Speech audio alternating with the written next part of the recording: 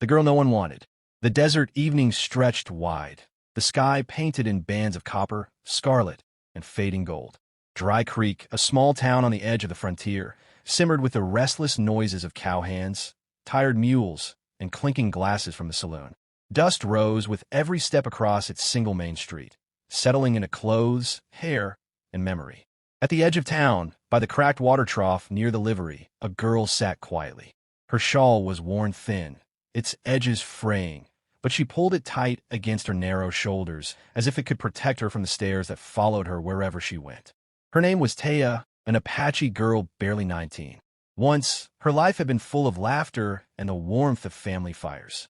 But soldiers had come, bluecoats riding hard through the canyon, and her band had been scattered.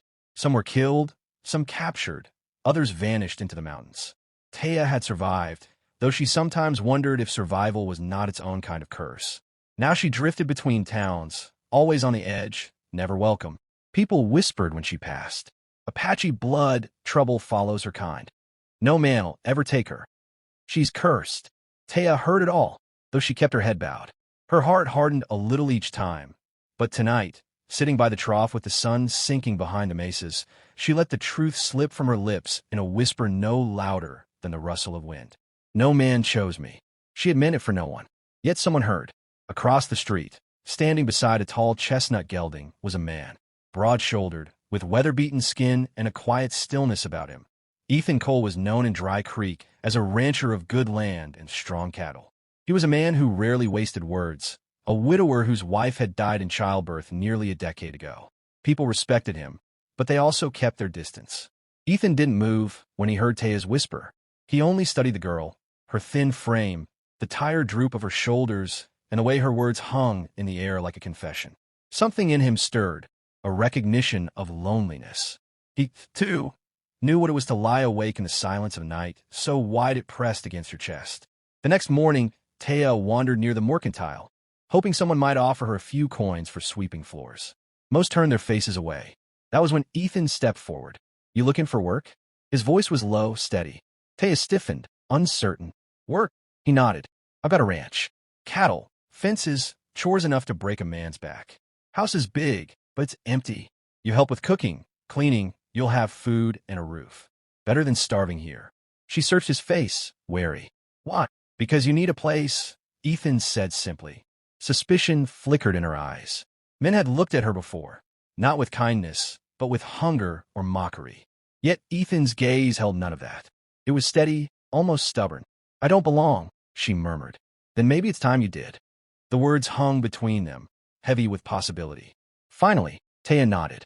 That afternoon, Ethan's wagon rolled out of Dry Creek, carrying sacks of flour, tools, and one Apache girl who sat silent on the wooden seat, her shawl pulled close.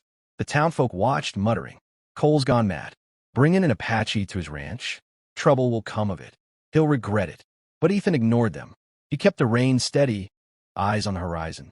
The Cole ranch spread wide across the land, framed by cottonwoods along the creek and the distant rise of Blue Mountains.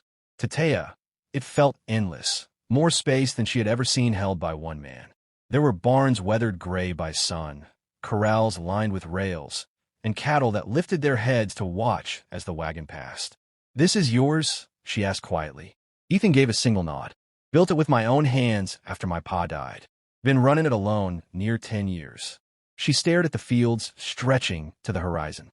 So much land for one man. His jaw tightened. Land don't mean much without someone to share it. The words slipped out before he could stop them. Taya turned away, unsure how to answer. That first night, Taya sat by the kitchen hearth, listening to the crackle of firewood.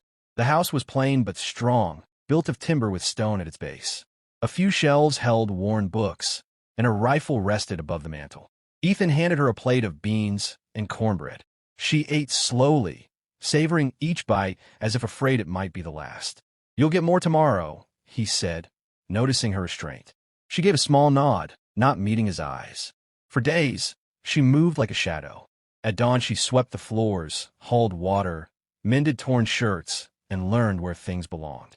Ethan worked the cattle, fixed fences, and split wood, saying little but watching her in quiet ways. The silence between them was not hostile. It was patient. One evening, As Taya carried a bucket of water from the creek, she noticed riders on the ridge. 3 men, ranch hand from town, watching. One of them spat in the dirt and shouted, "Hey, Cole, didn't know you turned your place into an Apache camp." Another laughed, "Careful, she'll scalp you in your sleep." Taya froze, her grip tightening on the bucket. Ethan strode forward, shoulders squared. His voice was calm but firm. "You boys got something worth saying? Best say it to me. She works here. She stays here. And you'll keep your mouth shut." The men shifted uneasily. They muttered, turned their horses, and rode off. But the sting of their laughter lingered in Taya's ears. That night by the fire, she whispered, "They hate me." Ethan sat across from her, his face lit by the glow of embers. "They don't know you." Her eyes shimmered in the firelight. "No one wants me. No man. No people." Ethan didn't answer right away. He leaned back, gaze fixed on the flames. Finally, he said, "Maybe they're blind. Don't mean you're not worth wanting." Taya's breath caught, though she turned away to hide it. As the days stretched into weeks, the ranch began to change for Taya. She learned the rhythm of chores, the clank of milk pails at dawn, the creak of saddle leather, the low calls of cattle in the dusk. She even began to hum softly as she worked, though she stopped whenever Ethan came near. But Ethan noticed. He noticed the way she lingered by the creek, touching the water as if it carried memories. He noticed how her eyes softened when she looked at the sky at dusk, when the world turned the same copper hue as her skin. And though he said little, something in him shifted.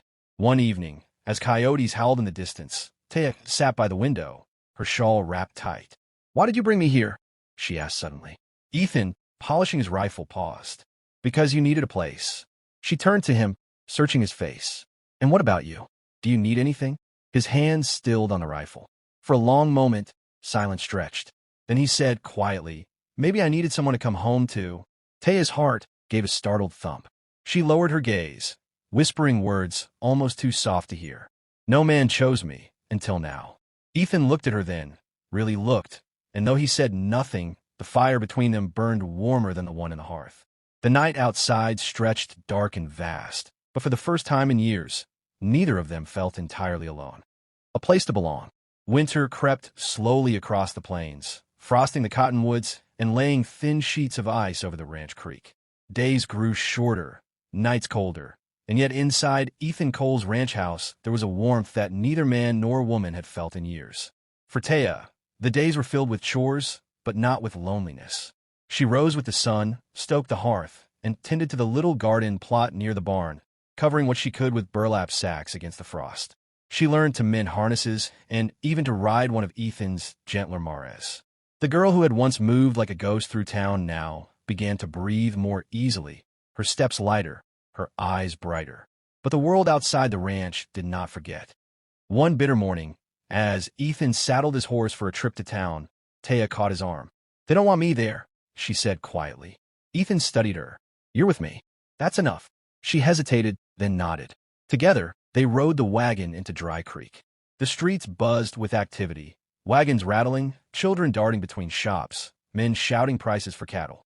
Yet when people noticed Taya beside Ethan, silence followed. At the mercantile, Mrs. Thompson, the shopkeeper's wife, eyed Taya with pursed lips. "Cole," she said, "never thought I'd see the day you'd bring one of them under your roof." Ethan's voice was calm, but steel lay beneath. "She's not one of them. She's Taya, and she works harder than most men I know." Mrs. Thompson sniffed and turned away, muttering. Later, at the saloon, Ethan stepped inside to pay a debt. Taya waited outside, but the murmur of voices drifted through the open door. "Cole's gone soft. Imagine talking in an Apache. Man like him oughta know better. Word is, he's keeping her like a squaw wife." Laughter erupted. Taya felt the words like stones striking her chest. She wanted to walk away, to vanish, but then the laughter cut off. Ethan's voice rose, low but sharp. "You got something to say about me or the girl, say to my face." The saloon quieted. A man sneered. "Ain't right, Cole. Folks don't take kindly to your kind o' charity." "Then that's their problem," Ethan said. "She stays." When he stepped back outside, Taya's eyes brimmed with unshed tears. "Why do you defend me?" she asked. "Because you deserve it," he answered simply. Same as anyone. For the first time, Taya believed he meant it. Back at the ranch, life pressed on. Winter storms came hard. One night, snow piled high against the barn doors, and a calf was born too weak to stand. Ethan worked through the freezing wind, wrapping the animal in blankets, rubbing life into its frail body. Taya knelt beside him, her hands trembling from cold but steady with determination. "Breathe," she whispered to the calf, almost as if speaking to herself. "Don't give up." The calf shuddered, then released a thin cry. Ethan looked at her, his breath fogging in the frigid air. "You've got more fight in you than most ranch hands I've hired." She smiled faintly. It was the first smile he had seen from her, small but real. Spring thaw came, and with it, new challenges. Cattle rustlers roamed the outskirts of Dry Creek, bold and desperate men who had little to lose. One evening, as the sun dipped low, Ethan and Taya spotted tracks near the south pasture. "Rustlers," Ethan muttered. His jaw tightened. "Could be back tonight." Taya's pulse quickened. "What will you do?" "What I always do," he said. "Protect what's mine." That night, the sound of hooves thundered through the dark. Ethan grabbed his rifle, motioning Taya to stay inside. But Taya, heart-pounding, refused. She slipped out behind him, clutching a lantern. 3 men drove cattle toward the ridge, shouting. Gunfire cracked. Ethan fired once, dropping a rustler's horse. Chaos erupted.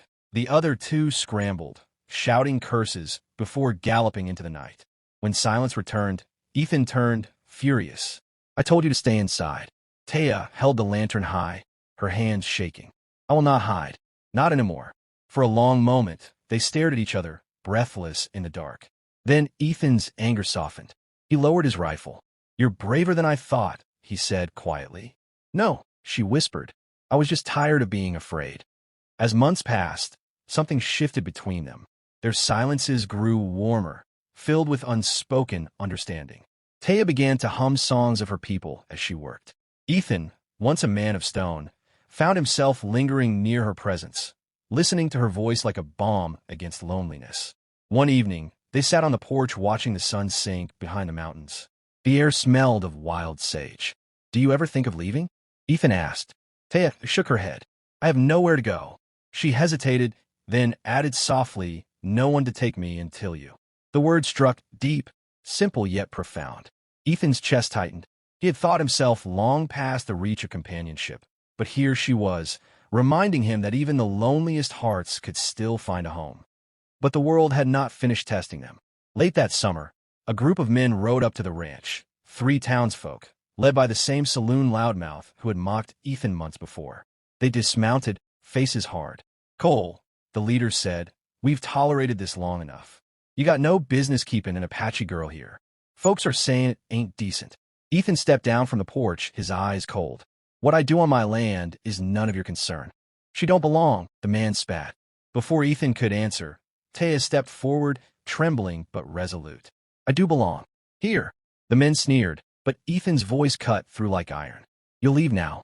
If I see you near my land again, you'll answer to me." Something in his tone made them falter. They muttered, mounted their horses, and rode off. When silence returned, Taya turned to Ethan, her eyes wide with both fear and gratitude. "You risked everything for me." Ethan's gaze softened. "You're not a risk, Taya.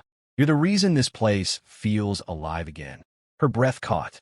The world blurred for a moment, and she whispered the words that had haunted her for so long. Words that now carried new meaning. "No man chose me, until you." Ethan reached for her hand, rough from work, but steady. In that simple gesture, she felt more belonging than she had ever known. That night, as coyotes howled across the wide plains, Taya stood at the window, watching the moonlight wash over the ranch. For the first time in her life, she was not whispering her sorrow to the wind. She was whispering to a man who had heard her, believed her, and chosen her. And in the quiet glow of the hearth, the lonely rancher and the unwanted Apache girl found what neither had expected: home, belonging, and the beginning of love.